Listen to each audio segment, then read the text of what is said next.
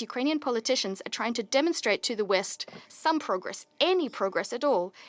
And to do this, they're throwing ordinary soldiers to the wolves like hunks of meat, and they're bearing heavy losses. Ukraine's external debt grew to $132 billion in 2022. That's 89% of its GDP.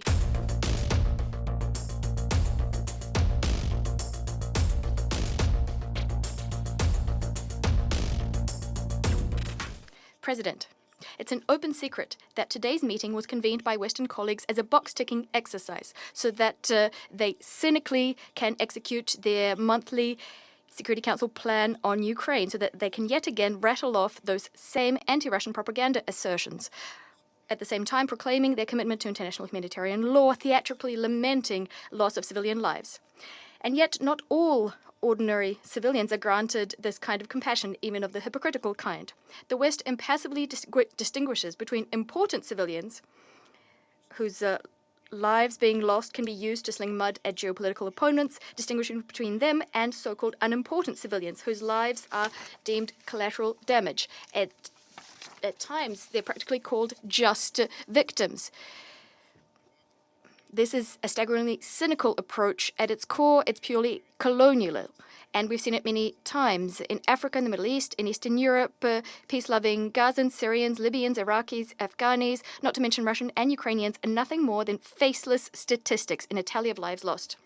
Mr. President, Ukraine's counteroffensive has failed. This has been recognized by the ruling elites in Ukraine and by the Western political establishment. Ukrainian servicemen left on the front lines have stated this clearly. They've stated in interviews that Ukrainian politicians are trying to demonstrate to the West some progress, any progress at all. And to do this, they're throwing ordinary soldiers to the wolves like hunks of meat, and they're bearing heavy losses. Today, Western members of the Security Council repeated the fact that the Russian military is using missiles from the DPRK in its special military operation in Ukraine. This information came from the US.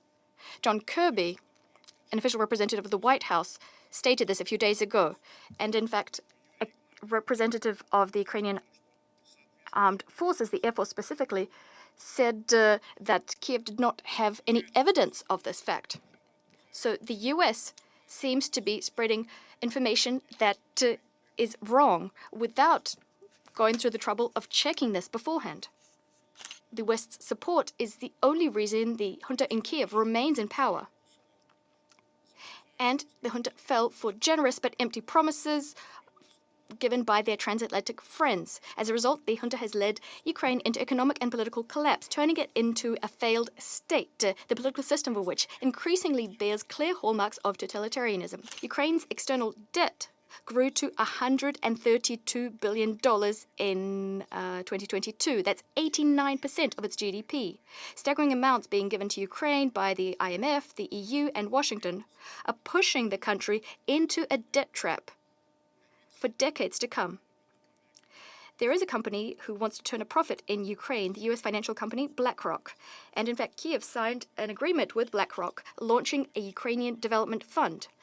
Under the guise of attracting private investment to the Ukrainian economy, what we're seeing is a transfer of state sovereignty to external corporate control by the world's largest investment fund. And it's worth noting that over the last decade, the number of the amount of arable land that was transferred to American agribusiness companies exceeded 4 million hectares. We hope that Ukrainians have at last understood that over the last 2 years they've been but a pawn in the confrontation between the West and Russia. Thank you.